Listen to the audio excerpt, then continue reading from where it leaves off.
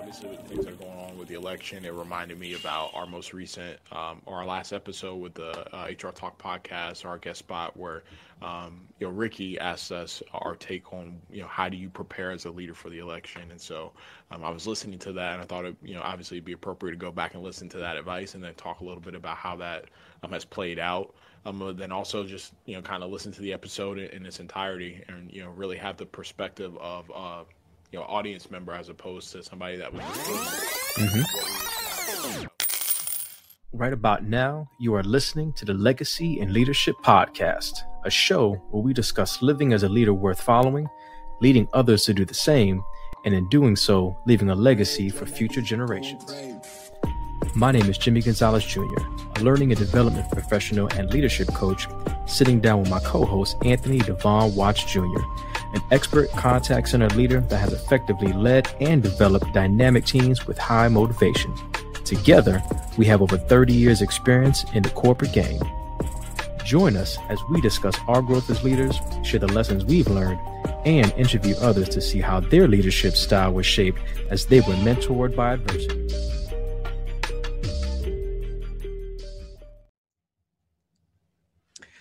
Legacy leaders, welcome back to the Legacy in Leadership podcast. This is episode 21. Congratulations. We can drink now on the episode. There you go. Yes. Man, we are super excited again about our 21st episode. It's been 4 months now that the Legacy in Leadership podcast has been a thing, and not just a thing, but a real thing. With a community and legacy leaders that are continuing to listen, to watch, to comment, and just show us some love. And that has been cool.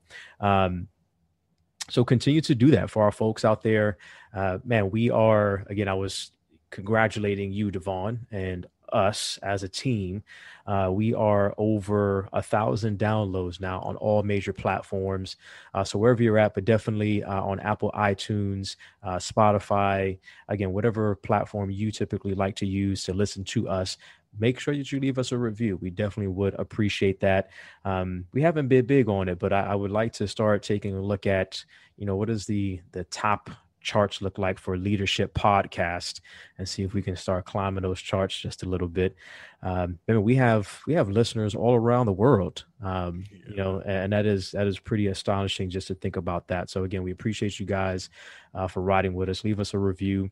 Continue to follow us on all social media platforms as well. You can follow us on Instagram and Twitter at Legacy Leadership. Then you can also follow us on Facebook and LinkedIn at Legacy in Leadership Podcast.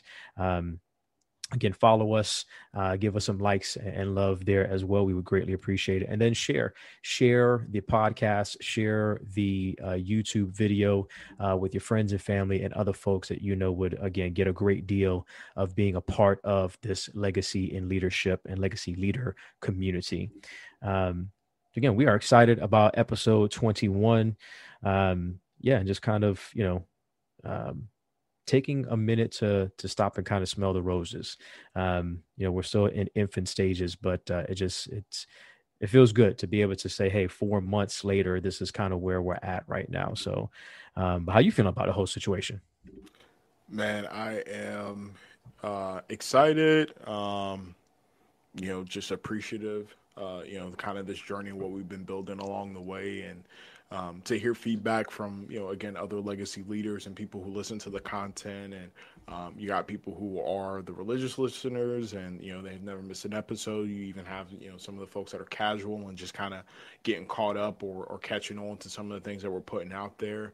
But I think more importantly than anything, just hearing from, these leaders from all different industries, just connecting and giving us encouragement and feedback and, talking about how some of these things have resonated with them, whether they are brand new to leadership and they're like, man, I needed this. This has put me on, right? Or, folks who are, grizzled vets when it comes to leadership and like, man, these are some really helpful reminders and, just some of the things that you guys are breaking down. And, some of the concepts you're sharing with me are actually new. Right. Because, I got introduced to leadership, 20, 30 something years ago before some of these concepts even came up, man. It's just an awesome feeling. So, yeah, like you, man, I'm just excited. I actually had to take a little bit of time to, go back into the archives, and obviously we've been making trips back and forth between Boca and Orlando from time to time to go see family and just different things that we got going on. And I think I was sharing with you, occasionally on that, 2.5 hour, 3 hour drive. I'll throw on our pod, in the mix with the other podcasts that I listen to, and I can tell that we're onto something, pretty solid, right? If it can keep the attention of my 7-year-old, right, Hmm. while while he's enjoying the ride, playing on his iPad, he's giving commentary and feedback and asking questions about some of the things that we're breaking down, and more than anything, it's moments like that that really feed my soul, man, because we talk about like leaving a legacy, and so like he's hearing his pop's words. And it's resonating with him, and he doesn't even, completely understand them yet, right? Because he's not in the position to apply them, but they're there, right? They're there, and that seed is being planted, and it'll be awesome to see them watered over these next couple of years, man. So, but yeah, so it's funny enough, actually, while I was going back through some of our stuff, I also took a chance to go back and listen to our guest spot on the HR Talk podcast, and that just had me rolling because Ricky's a character. And obviously, when you're in his space and not really knowing what to expect and how they necessarily run their show, I don't know if any of our legacy leaders had the opportunity to listen to that, but again, full of a bunch of just kind of insightful, but also just like random funny moments. Hmm. And in that, I think we ended up getting asked a question around, how do you prepare as a leader, or how do you prepare your leadership team for what is going to be the inevitable, fallout from the election, regardless of what people, who people voted for, Hmm. supported. You can guarantee that 50% of the population is not going to be satisfied with the outcome, period, right? And he asked us a question and we gave some advice, and so I thought it would be appropriate to kind of go back and revisit that, and maybe share that with our legacy leaders who didn't get a chance to listen to our guest spot, and then also share with them just like kind of highlights from the episode that really resonated with us as well. So I'm looking forward, man, to doing that, to kind of go back and doing this rewind in just a little bit. But before we jump into that, though, man, just kind of how are you feeling, man? You're week 3 in the new job. I know you shared that with our legacy leaders, and getting acclimated and things like that. So have you started to get your sea legs and learn the lay of the land, and just how you feeling overall, bro? Overall, I'm still just very positive.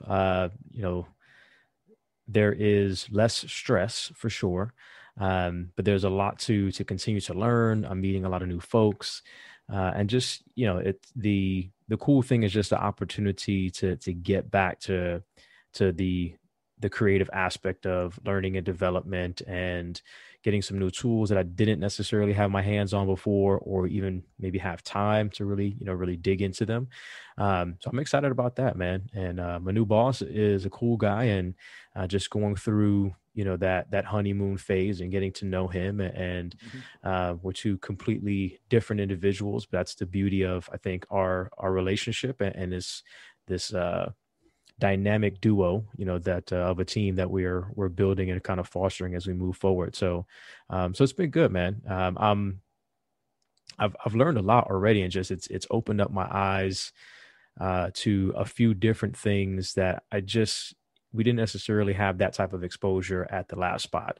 And it's refreshing. I would That's probably one of the main words that I've been using to kind of describe my experience so far. Somewhat surreal at times, but definitely refreshing. So um but yeah, man. So obviously got lots of love for my folks from the last spot, and still reach out to people. And that's, I think, even one of the cool parts as well is, I have a couple of people that, again, in that L&D space, and even Steven, who was on my team at the last job. And, now I'm just calling them to talk about design stuff, and like, what are you working on? And this is kind of my thoughts, and just sharing ideas, and being able to do that a little bit more freely, you know what I mean? Because there was just so much other stuff going on. So excited about those things. And again, happy to continue to make waves in a very positive way, and just add as much value as I can to this new team that I'm on. So far, so good. Awesome, man. Awesome, awesome, awesome. Yeah, no, I know exactly what you mean, though.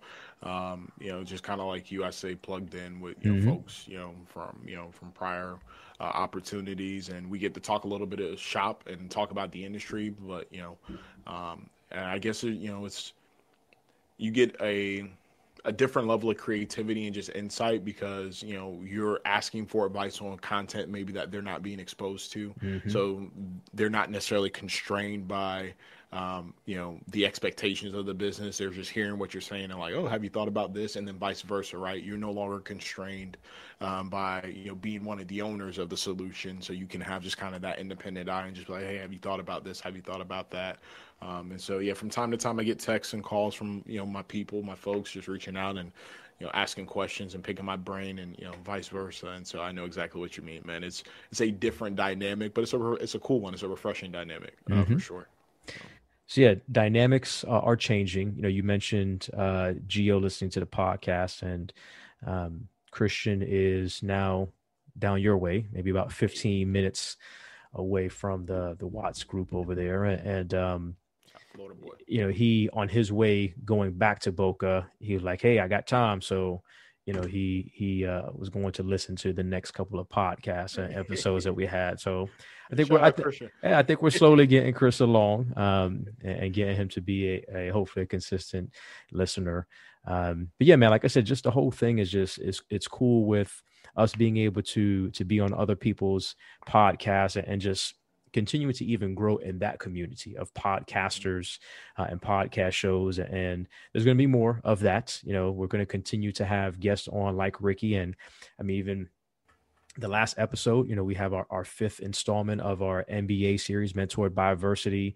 I think all of them have just been phenomenal, at this point. And just excited about continuing, down that path as well, and getting more great guests to come on and share their story and their adversity and how they've grown, and just be able to learn from them and continue to teach our listeners along the way. So all of those things, man, have just been, it's been really, really cool.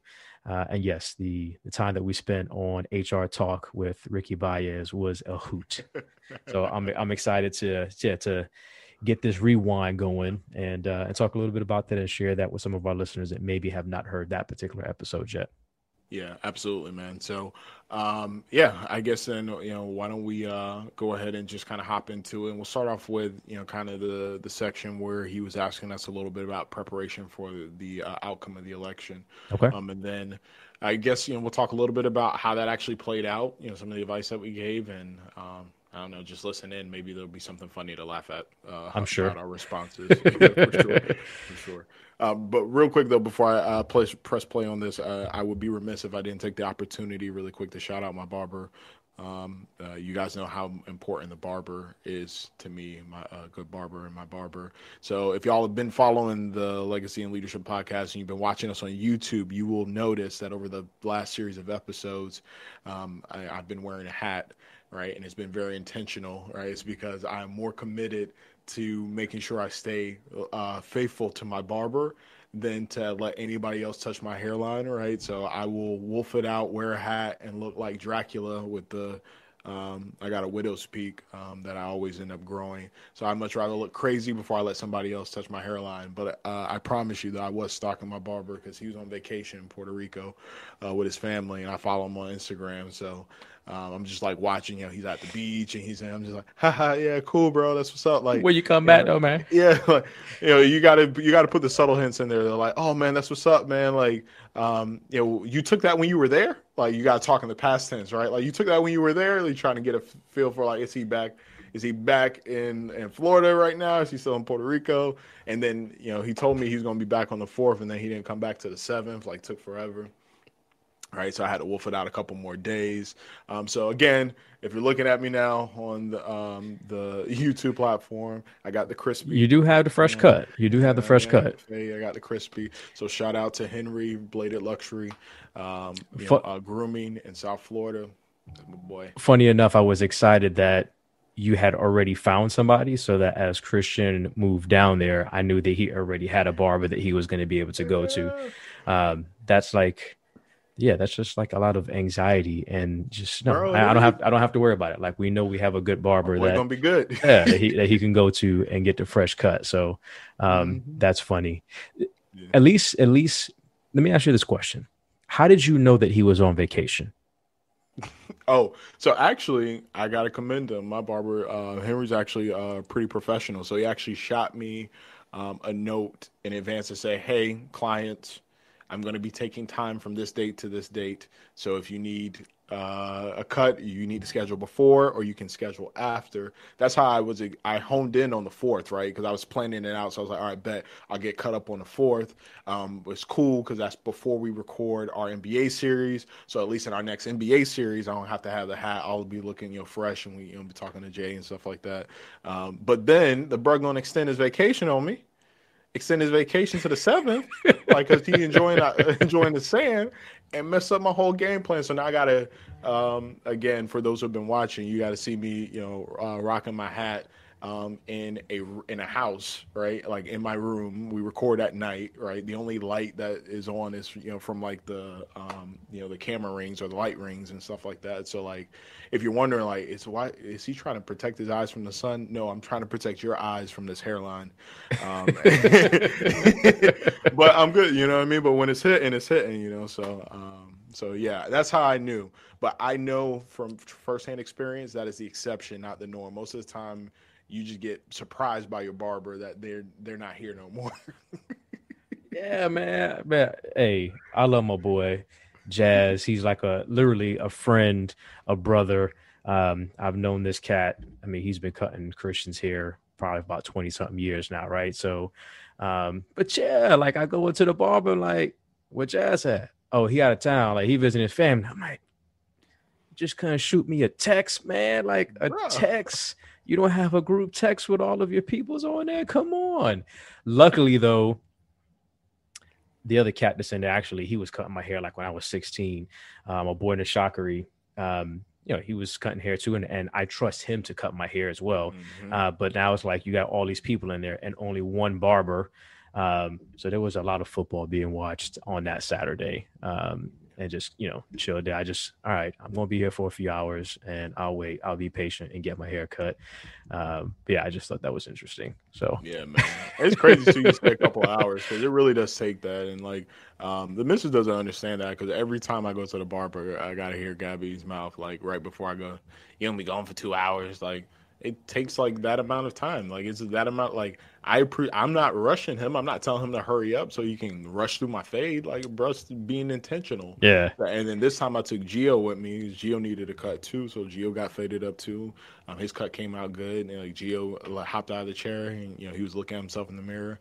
He's like, yeah, I didn't like how getting my hair cut felt because like he was getting hair over himself. Yeah, he got a lot of hair. It's been wolfing out. He's like, but I love how it looks. I was just cracking up. I'm like, yeah, bro. I said you look fresh. I said you look fresh, champ. Absolutely, man. But we were going for about 3.5 hours. So of course, I called Gabby like, hey, you need anything while we're heading on our way back?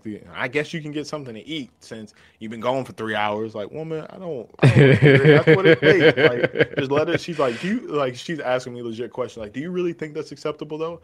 Absolutely. He's taking his time. He does a great job with my hair. He did a phenomenal job with Gio's hair. This is, the best fade I've ever received, right? From a barber. I'm not rushing this man. I got to sit there. I got to talk sports. I got to watch sports. I got to expose my son to that, so he can just get used to that kind of just that culture and, what it means to just chop it up. So my barber and I, we talk sports.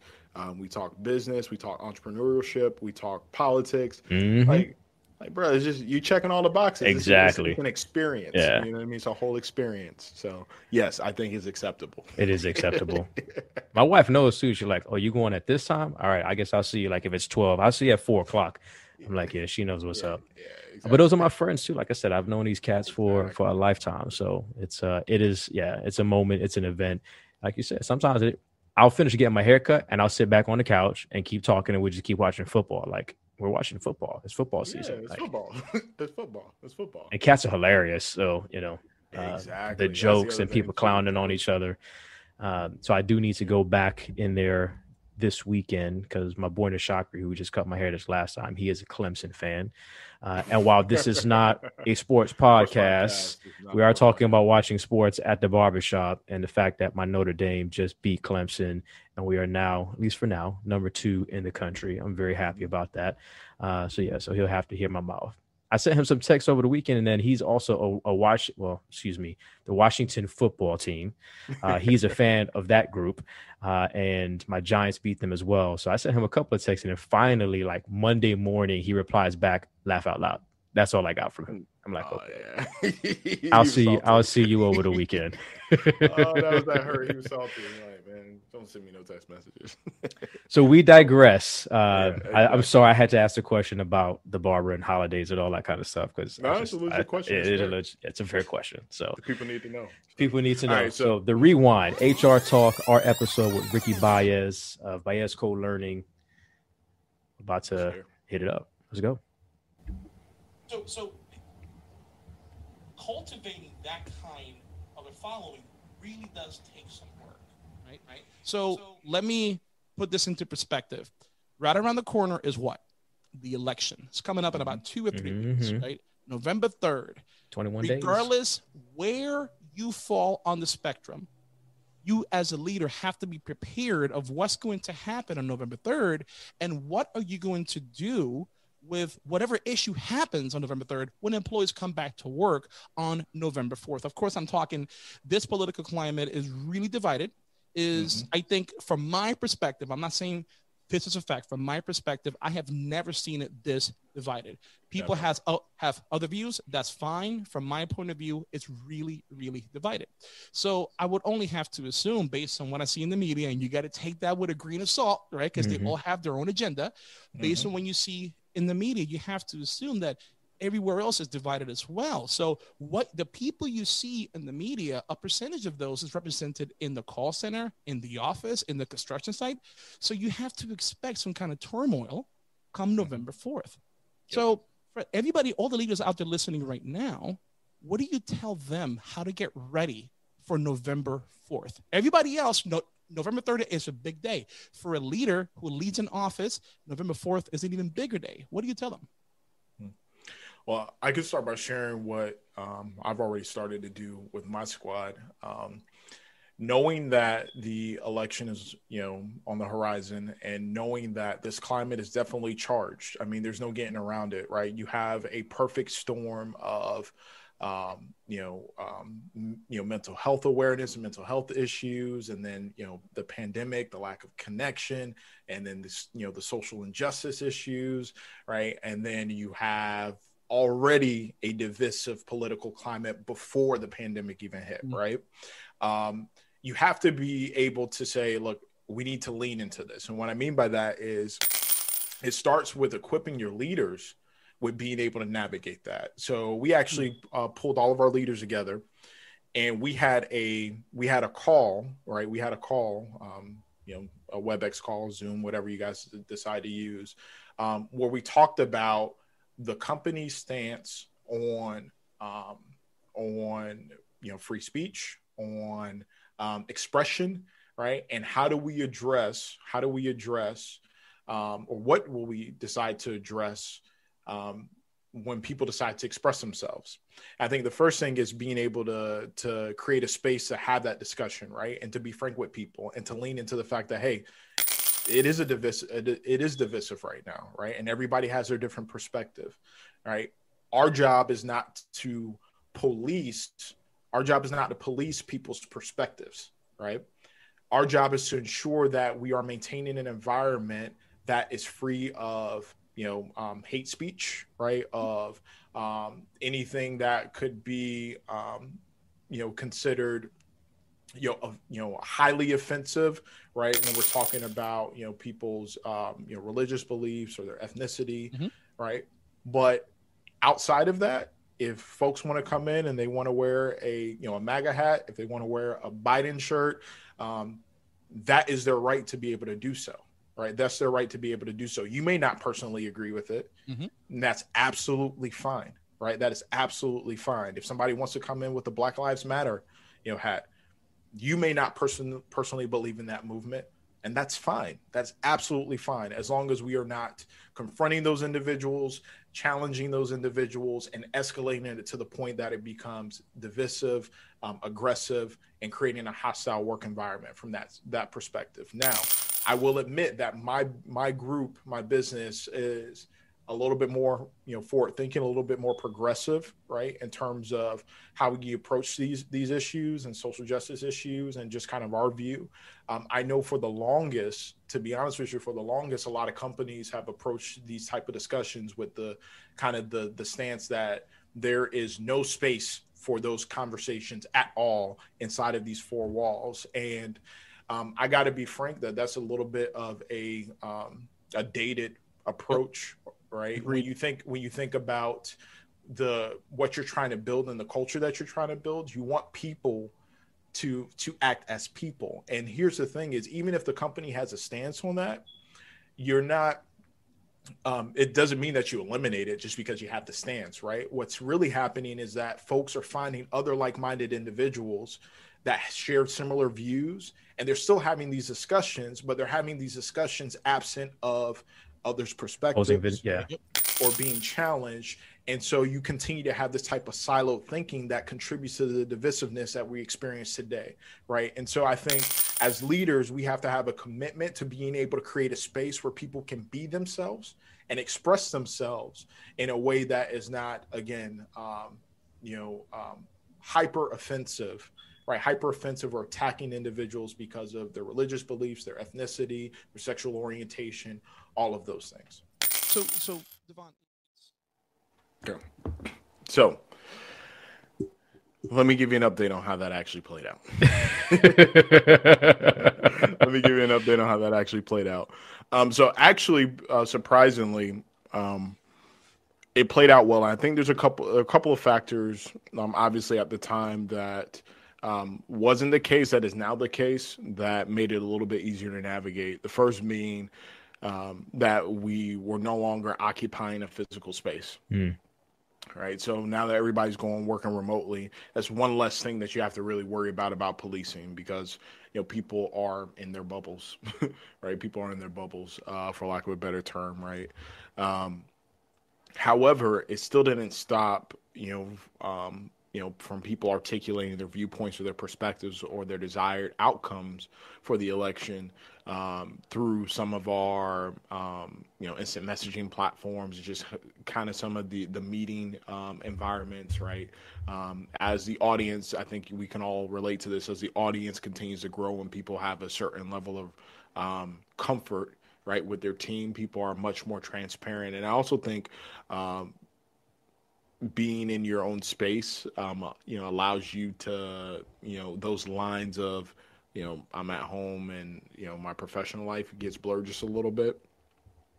And so, yeah, you had a lot of folks that, made no qualms about how they wanted the outcome of the election to be. And I think some of those things ratcheted up, obviously, as days went by and we weren't sure about what the final outcome was going to be and how things were going to play out. And that tension was definitely palpable. But what was helpful, where I take it as a win, is on several occasions throughout that week, I actually had leaders that reached out to me to ask for guidance on how do they handle this, right? Like, how do they handle specific situations? Like, we had situations where, somebody expressed just kind of, dissatisfaction with how the results were trending on the results, and they kind of, in the election, they made that known.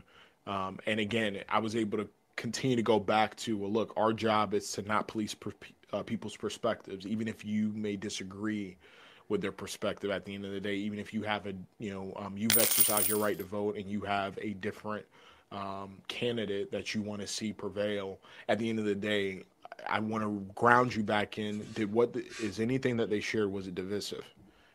No. Right. Was it denigrating somebody because of their race or their ethnicity or their orientation? No. Okay. So if at the end of the day, that's what it is, and it was none of those things, then there's no recourse to take, right? There's no recourse to take at that time. And actually, I think what was interesting is, I also had a couple leaders that said, when they went to start off their meetings, And everybody's waiting for people to hop on the call because that's just how it always is, right? No matter Mm-hmm. when the meeting starts, like, should we start now? Let's give it another minute or two. Somebody said they're going to join. They're running over from another one. So during that time, kind of, where people are sitting in the waiting room, when they start to have discussions, just candid discussion, how you doing, how you feeling, and people are starting to have commentary on it, you actually started to hear some of these folks that have different perspectives articulate some of the same things, which was not necessarily a desire to have specifically a certain candidate, win, even though it was apparent, kind of where they lied.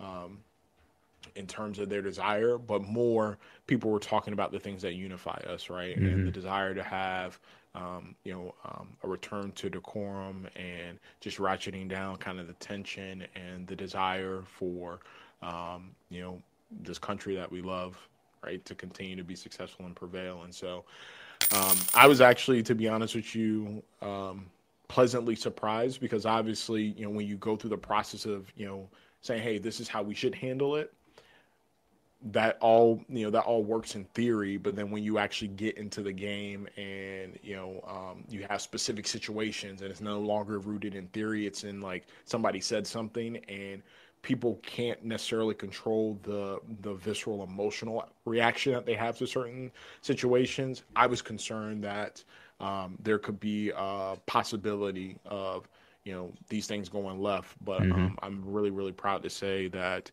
the team responded well.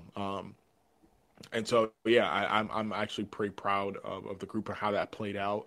I still don't think, to be real, I don't think we've hit the kind of the ideal state of that healthy friction and open disagreement and discussion. I think, to be honest with you, some of those things won't necessarily happen in a broad environment. But if you're setting the stage appropriately, I think those type of discussions are happening on a more intimate level, one-on-one, as people build relationships, much like you and I do, even Mm-hmm. before we start recording, and we're articulating our perspectives. And we're fortunate in the sense that for us, we have very similar worldviews, as men of faith and as fathers and spouses and the whole nine. But then again, on other things, like we diverge too, and Mm-hmm. we're able to talk through those Yeah. things in a respectful manner. And so, my hope is that some of those conversations were occurring as well. But yeah, I'm happy with how everything played out. To be honest with you. No, it was good to hear what you just described. And one thing I wrote down as we were listening to the rewind was, you talked about what will we address and how. And it definitely seems like, and that was kind of a simple, tactic. But if you execute it, it seems like it worked out well, not just for yourself, but for other leaders in the organization. Um, and just a good way to go back to, all right, what did we say? The type of things that we were going to address, does it fall into that category? No. And if it does, all right, how are we going to address it? And let's proceed accordingly.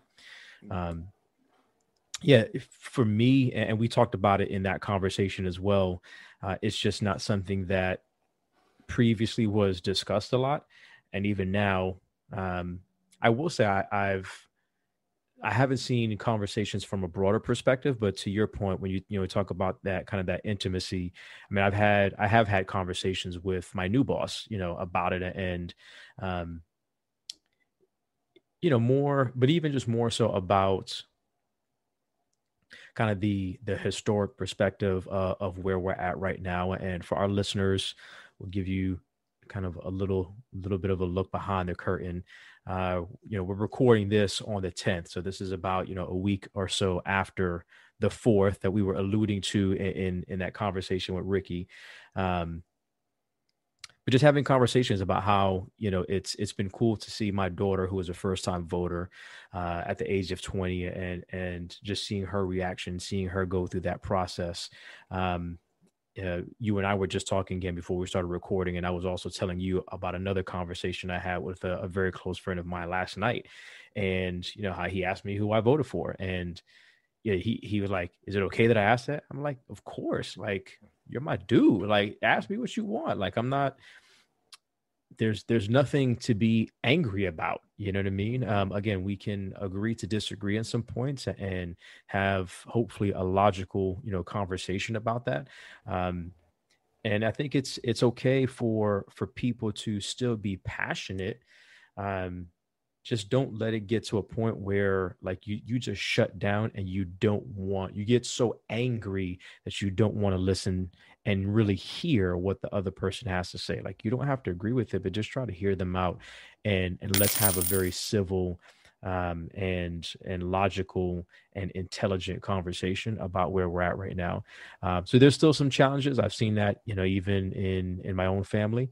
But to your point, I definitely feel like we're headed in a much better direction. And my friend that I was talking to last night, he was even telling me another story about him at getting his hair cut, and the lady that was cutting his hair, I think she asked him, who he was voting for, and they had a quick conversation. And then there was another lady, hairstylist there, and she was like, "I can't believe that she asked you that." And it was like, "Why not? Like, it's okay." And if we don't agree, that's fine too. But let's talk about it, and let's learn more about each other and the people that we trust to cut our hair, or that we spend most of our time with at work. I think it's a positive thing that again that it's still a long way to go, but that things are improving in that respect. Yeah, actually, as I kind of just listen to us kind of talk about this and share our experiences, the thing that I keep coming back to, from a leadership perspective, like the real lesson in all of this, right, is being able to embrace healthy friction. I think for us as leaders, and I think maybe that's where we're in a little bit more of a comfortable space than maybe most, right? Because we've had to over our careers have those conversations with individuals that do not think or do not believe the way that we believe, and not necessarily always rooted in maybe our personal worldviews, right? Mm-hmm. But whether it's they do not agree in the direction of the organization, they do not agree with the decision that we've made, and the passions that arise from those type of discussions, and being able to have the reps of navigating that and not allowing the passions to drown out the message, and being able to listen and put yourself in that person's shoes to understand where they're coming from, while still holding true to your perspective if it makes sense and you can articulate it as such. I think that just puts us in a different position of strength than maybe most. And so I can understand why people would have kind of some apprehension around broaching discussions like that, or whether it's talking about politics, talking about religious worldviews, Mm-hmm. talking about even financial perspectives, Yeah. just discussions around that. And to your point, you know, you know, as you continue to build relationships with individuals, they start to become more comfortable in having those type of discussions. But for us, that comfort level to some extent is always there, because we know that our rationale is rooted in something that we truly believe in, our values that we can stand behind.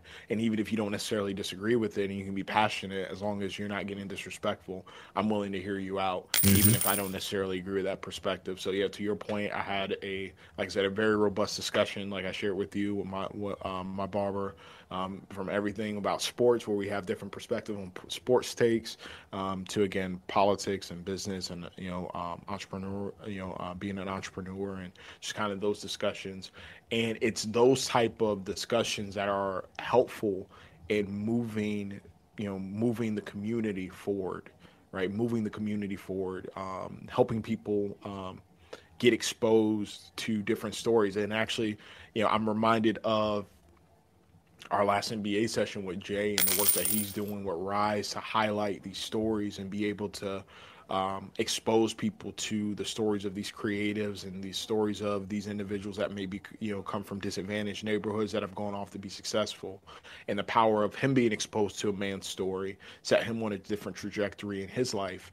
Now, it's about exposing people to stories. And so through those discussions, through the discussion I had with my barber, through the discussion you had with your friend, through the discussion that we've been able to have with our team members, right? People are getting exposed to our stories, to the things that we value, to the things that shape us, to the things that mold us. And these may be stories that they never got exposure to before. And so they never even thought to think about these subjects through that lens. We often make, decisions around where we land, from a leadership perspective, what we value as leaders, what we value politically, what we value religiously, what we value financially, all these things from the lens of our own experiences, and absent of other people's stories and experiences, it's hard to, take off those glasses and put on a different pair. I can just definitely, like I said, attest to, the power in stories and the power as a leader to be able to navigate those discussions as well and have those difficult conversations. Well said. Yeah, absolutely. Cool. So I know that was, somewhat heavy, but not all of the episode was, that heavy. No, not at all. It's classic Ricky, and classic HR. HR wants to talk to you about policies, and then they want to also goof off and be some of the most inappropriate people, even though they're responsible for maintaining professionalism. Actually, one of the things that really threw me off, which I think would be pretty cool to take a listen to, is that damn Florida man story. Like, what was that about? I was just like going back and listening to it. I'm just cracking up laughing. I'm like, where did he get this from? That's what I want to know. Yeah, how much research did they put into finding these stories, which I just thought was pretty cool. I don't even think he told us. Well, he gave us kind of a little heads up, but just not necessarily. I mean, I've heard some of his podcast episodes, but I just didn't know what to expect. I just thought overall, again, from podcasters, right, and having our own show, it was just cool to see, again, another show and another host and how they do their thing. So, and it was funny. Yes, very funny. All right, so we got to play this for the listeners. We got to let them listen to the Florida man story and hear the nonsense that we heard, and then also hear how we responded to it. Because one of the things that I can appreciate is, not just in this episode, but even as I go back and I listen to the other things that we've produced, the authenticity, and we talk about the authenticity as a leader, right? The authenticity is absolutely there. And you can just get genuinely us in our reaction to like what the hell? Like, well, how would I, like, this is how I would handle this, right? Like, this is crazy. Again, just us being goofballs. And so I enjoyed it thoroughly. So I want to make sure that I play that for our audience. So we're going to jump into that now. Let's go. Bet.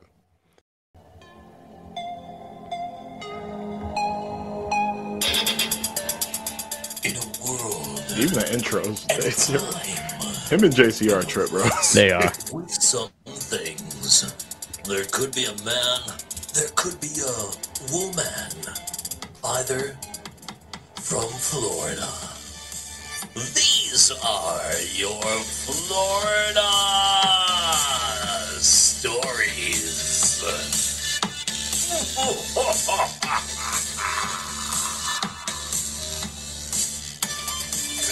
man. Florida woman.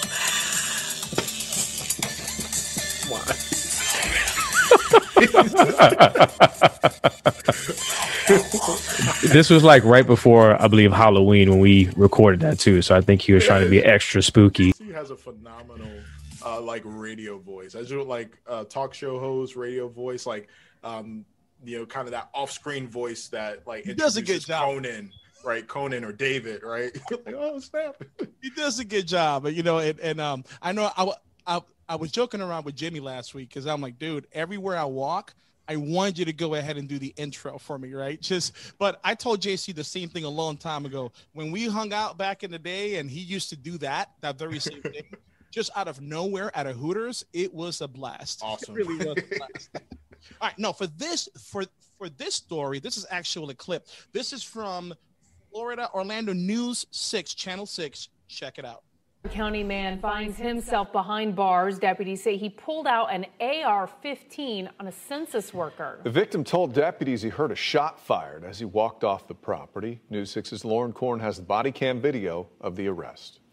said, sir, you're trespassing. I said, did you not just see that sign you walked past? I'm a U.S. Census employee, and I've just had a gun pulled on me. Deputies put the cuffs on 32-year-old Michael Cooper on Monday, who's accused of pulling a gun on a census worker for trespassing on his property. The census worker saw the homeowner sitting on the porch, entered through an open gate, and tried to explain to the homeowner why, in fact, he was there. Authorities say Cooper went inside and returned with an assault-style rifle, demanding him to leave. After they left, I fired one round because I don't keep loaded firearms in my house. Were they on the property when you fired the round? No.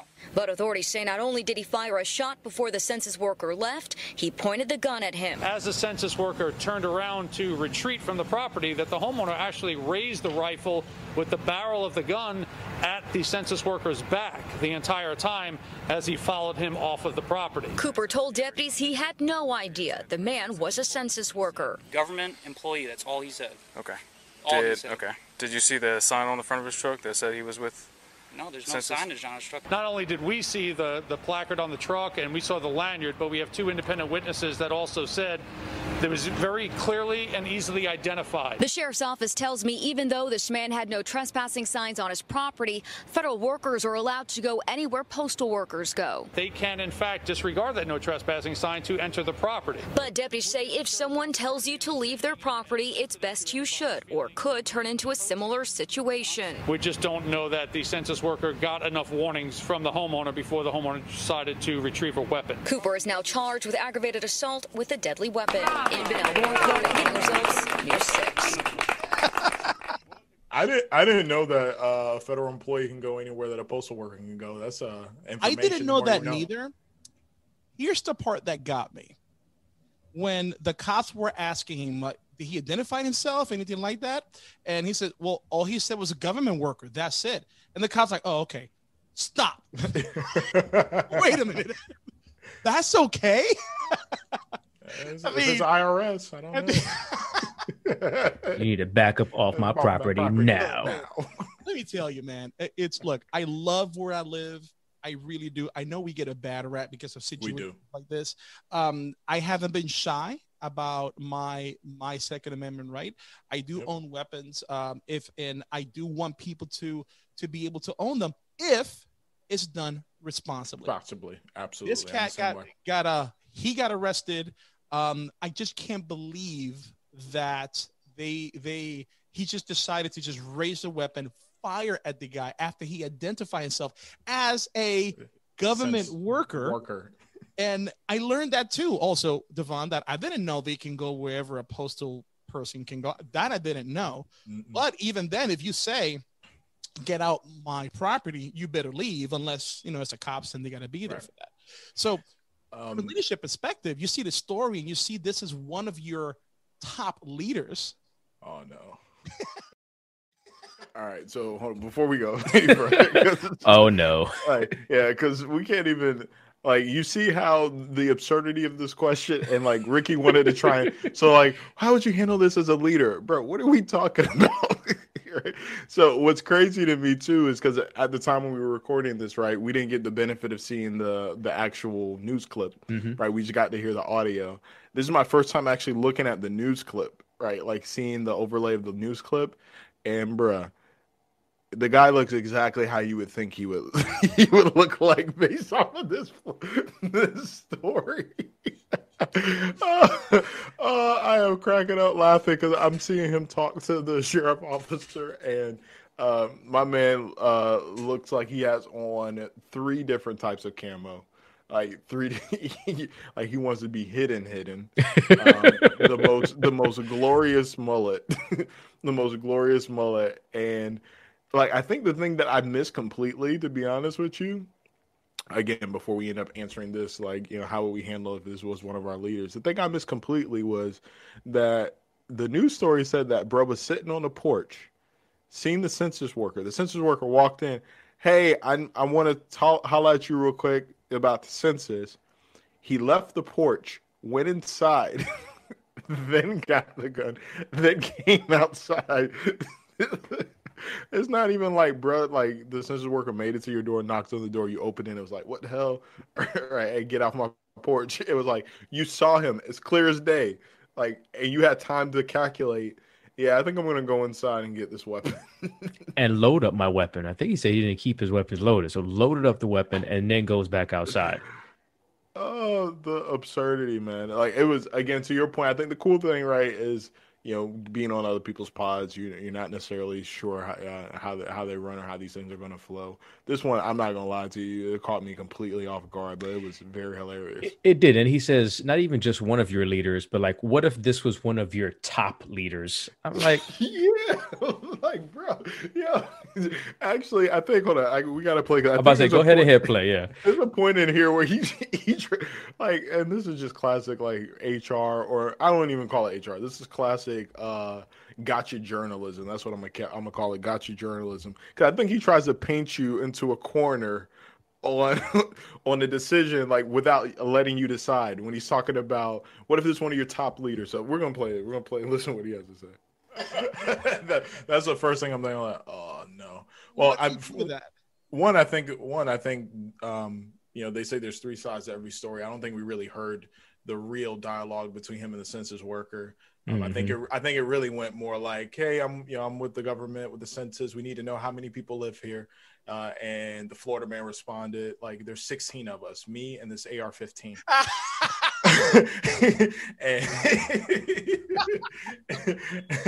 and then proceeded to pull barrel on him. So,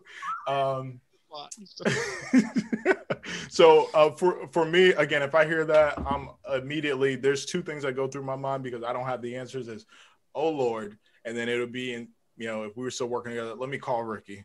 Ricky, hey, this is what's going on, man. Here's what's going on. I'll be like, I already know. I saw it too. He lives next to me. I heard the shots. I'm the one who called the cops. Yeah, people be tripping. So, Jimmy, what if this was your right-hand person? What if this was your second in command at your organization? Yes, you call HR, right? I say, you know what? We got to fire him. And you're like, no, I want to keep him. All right. He's just telling me what I'm going to. No, Ricky, I want to keep this guy. That's what, so that's what I'm calling gotcha journalism, right? Like he gave you a whole scenario where you already gave an answer that doesn't align with what you would say as a leader. Like, no, Ricky, I really want to keep this guy who's shooting at random federal employees. He's my right hand top guy. Oh, freaking Ricky! I think actually you immediately shut him down. Hold on, we gotta listen. I'm not saying you will say that. Yeah, Jimmy's like, hold on, why you automatically saying that? Put words in my mouth. Like, you caught it. I did that on purpose because I'm like, let me see if it follows through with it. Nah. Do that. All right, I got you. Yeah, I mean, decision making is important for any leader, and again, like Devon said, there's three sides to the story, right? But based on what I've just heard, I don't know that was the best decision made. And if you're going to be quick to react in situations like that, especially in a manner where you're threatening deadly force, I don't know that I really want you on my team. Again, it's just not good decision making from my perspective. I mean, if nothing else, right? Because, it could play out that there was more to the story and the incident escalated, right? But if nothing else, like, you're at least suspended until this all gets figured out. Oh yeah, for sure. Right? Like, I can't have you back here. Now, look, if you go to court and everything ends up coming back that you operated well within your rights, then absolutely we have a space for you, right? We have a space for you with the organization. But if it comes to light that that's not the case, then the business has to make a different decision. But I think to your point too, Jimmy, just, the decision making and other things like that. I mean, hell, I would hate to, I would have second thoughts about, like, man, if I got to deliver disciplinary action. Yeah. Hey, like, yeah, hold on real quick. Just stand up. I want to do. I just want to talk to you. Jimmy. So I gotta stop it there, but yeah, man, like that had me dying, like the fact that Ricky would even try to like paint you in that corner. And for our listeners, if you guys are watching on YouTube, Jimmy has some very distinct facial expressions when he doesn't agree with something. And so I'm watching this now, and as soon as he said it, bro, your eyebrows clearly gave up. Bro, what the hell? Like the hell I will. Like classic Jimmy, man. Classic Jimmy. I'm just playing with you. I want to see if you were going to go with it. I'm like, whatever, Ricky. Don't put that on me, Ricky Bobby. Exactly. But actually, there was something in there that, I think, interesting enough, I don't think we necessarily have at least talked extensively about it from a leadership perspective. And even here, we touch on it just a little bit, right? But it's not like we actually did an entire pod on it, right? But around decision making and like the art of decision making, the importance of decision making, and if you really think about it, at the end of the day, gosh, it was crazy. It's actually crazy because I know we mentioned earlier, kind of staying plugged in with folks and people reaching out. The real value that we represent as leaders, at the end of the day, the real reason why they are, we're compensated the way that we're compensated, and we're entrusted the way we're entrusted, is because we've demonstrated time and time again our decision making to be solid, to be on point. And decision making is a skill that you can actually refine over time. So it actually may be good for us to eventually do a pod talking specifically about the art of decision making, the art of the decision and the decision making. But we got something for that for our legacy leaders. Yes. But this specifically, like, that's exactly what it came down to, right? Like not using discernment. And even in this situation again, where like I get it. As much as we rag on the Florida man, I'm a Florida boy by heart. And so I have certain things about me, and my pops, being in law enforcement in my entire life, he's raised me with just kind of a certain tilt and how I view things. And so I am the type of person that's, who the hell coming up to my door, my property, right? But I have enough discernment and decision making to know I'm not going to go pull barrel on somebody at all. But I think you were touching on it, man. Is extremely important, from a leadership perspective, just the importance of decision making and being able to make the right decision. Yeah, he like shot one off in the air. Like, why would you do that? It just makes no sense at all. So and if that was one of my top leaders, I would have told him the same thing, bro. Like, that just made no sense at all. I don't know what's wrong with you on that day. What are you doing? Like, what were you doing? Were you not thinking? I don't know if we're going to be able to have you work anymore. We'll see. The law will decide. The law will decide. Until then, I'm gonna need your badge. You're on suspension. But yeah, I like that actually. Now I'm thinking about it, we absolutely should give our legacy leaders some content when it comes to decision making. Yeah, we'll have to. We have a couple of things, so we're going to have to poll our legacy leaders out there and get some more feedback on. We definitely got content for decision making, but I'm also curious to if we were going to, let's say, create some type of e-learning course for people to be able to consume content and information from us in other ways. Like, what's that one topic that they would really, really love to kind of get that information from first?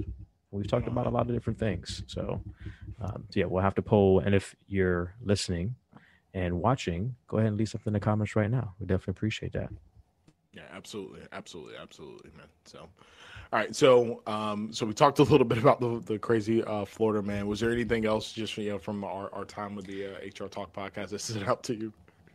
I'm trying to think of what else there was another situation another news report that he played for us as well, which still definitely hit home. It was about, I don't know if she was an HR rep. I think she was, but making a decision on some folks coming back from overseas and her decision to basically not let them work, and how the company dealt with her decision. Again, talking about decision making, but their decision to basically fire her, and then the lawsuit that I don't know if it was already started or sure was coming because of their decision.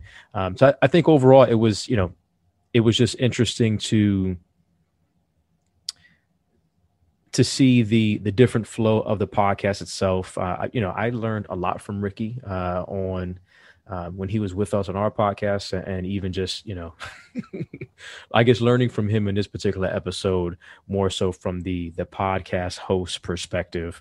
But yeah, overall, I think it was a funny episode. It was, again, interesting to even see our takes and our responses kind of on the spot as we're both listening, to these stories at the same time, real time, and even getting his questions and how he's trying to pose these questions to us. So, yeah, for sure, man. Ricky's what hilarious. I will say, what I will say is, to your point, it was cool to just kind of, see our responses in real time and listen to one another. And for our legacy leaders, if you go back and you actually listen to the episode in its entirety, because we also talk a bit about what led us to start the Legacy and Leadership podcast and the community that we're building, and what you guys as our listeners and as a part of our community mean to us, and what we're hoping to to be able to leave long term, for not just the community but also our families. The thing that I keep coming back to, man, is just the authenticity. Is there just how genuine we are in that mission, and very sober-eyed from that perspective, and to bring it kind of full circle and talk about where we're at now to where we started. Again, we started with a vision on what we're building, on what what we hope to build, the community we hope to build, and connect with, and we didn't know if we were going to have one listener, or if we were going to end up having like you said, well over 2,000 now, between YouTube and all of the DSPs. We didn't know if we were just going to get people that were in our immediate family that would take a listen to kind of what we're sharing, versus where we're at now, where we have people all across the country, all across the world, people in Canada. Shout out to our Canadian listeners, shout out to Australia listeners, shout out to our India listeners, shout out to those in the UK that are listening to the pod, shout out to our Germany listeners, right? Shout out to our Mexico listeners. Yes. And then shout out to obviously those listening, whether you're here in Florida, California, Virginia, Chicago, Oregon, Colorado, wherever you're at. Shout out to you guys. Because we had no idea what the reception would be, right? But we knew what we were building, and we knew that if we remain authentic, remain genuine in who we are, rooted in our mission, and we attracted like-minded leaders, especially for our MBA session, who are also genuine and authentic, that we would attract the same in this community.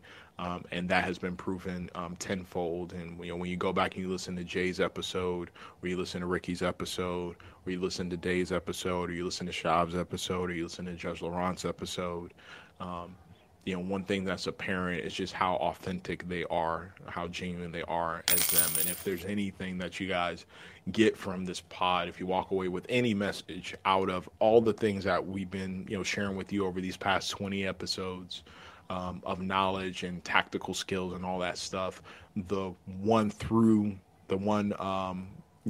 thread tying it all together is about being authentically you. And then we even talk about that a little bit on the HR Talk podcast. But again, it's about being authentically you.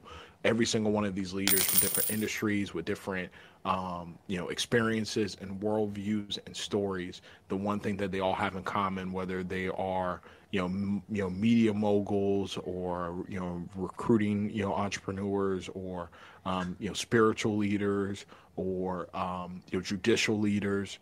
All right. One thing that all these individuals have, have in common is that they're genuine, they're authentic. And if you master that and you hold firm to that as a leader, you're going to be able to not only live as a leader we're following, but lead others to do the same and leave a legacy for generations to come. Amen to that. Can't ever said any better, man. Yeah, authenticity is, like you said, something that we hold, I think, true to ourselves. And I hope that that's what, at this point, 21 episodes in, what our listeners truly have gotten. Like, we're just going to continue to be ourselves. We're going to continue to grow in that process as we're growing as men, as we're growing as leaders, as spouses, as fathers.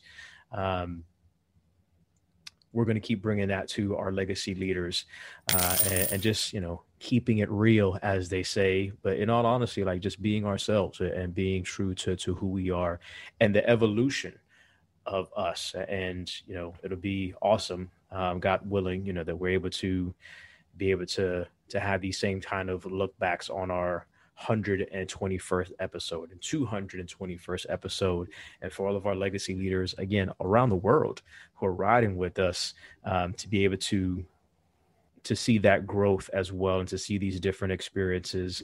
And we have some plans, man. It started off, as one thing, which we're staying true to this medium and to this platform. But we have a lot of other things that we would love to be able to continue to bring to our community. So, just continue to be on the lookout,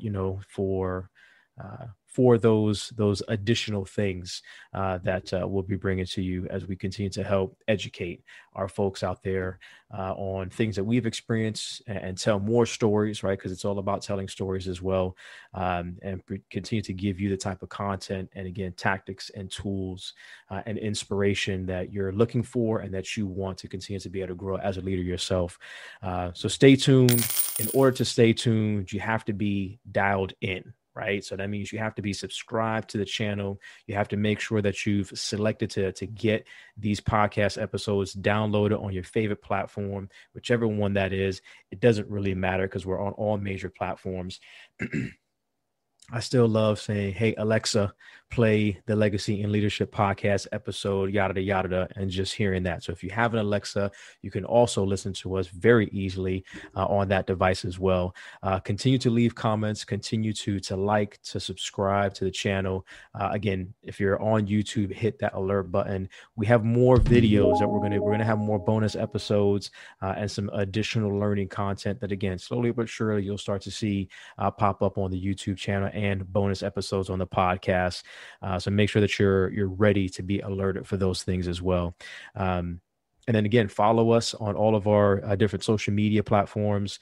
You can follow us at Legacy Leadership on Twitter and on Instagram. We're also on TikTok. I don't have a lot of videos on there, but I actually posted one the other day and starting to grow there as well. So if you're on TikTok, you can follow us there too. On Facebook and on LinkedIn at the Legacy in Leadership podcast. A lot of different social media platforms, wherever you're at, wherever you want to be, wherever you like to spend the most time, we're there. So follow us, follow, subscribe, all that kind of good stuff. We greatly appreciate that. And then share the episodes, share the videos with your folks, with your friends and family. And again, other folks that would continue to gain value and would like to be a part of this legacy leader community. Man, we got swag, we got sweaters, we got mugs. We got more coming for you. Again, it's the goodness that is the Legacy and Leadership podcast.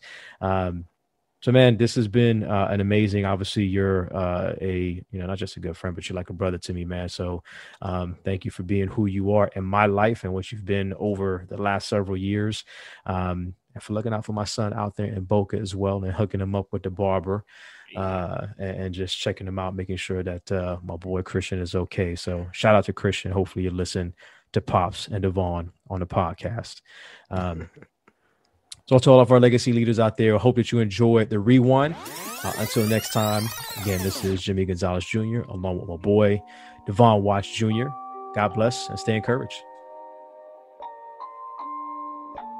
Rage on that beat, going crazy.